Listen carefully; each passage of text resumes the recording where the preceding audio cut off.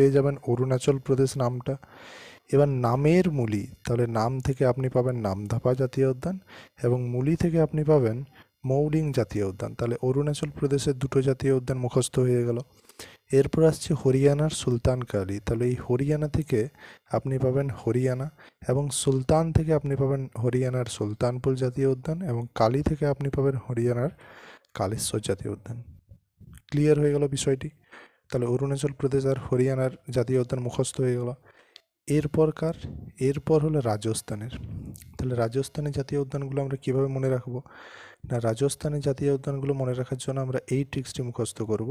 ট্রিক্সটি হলো রাজস্থানের ডেজার্টে, শাড়িতে না টি শার্টে, মুকুন্দ রাজা রনে, কেউ যাবে না ওই পনে। তাহলে এই যে রাজস্থান থেকে রাজস্থান নামটা আমাদের মনে থাকবে। আচ্ছা, এবার ডেজার্টে থেকে আসছে ডেজার্ট ন্যাশনাল পার্ক। শাড়িতে থেকে আপনি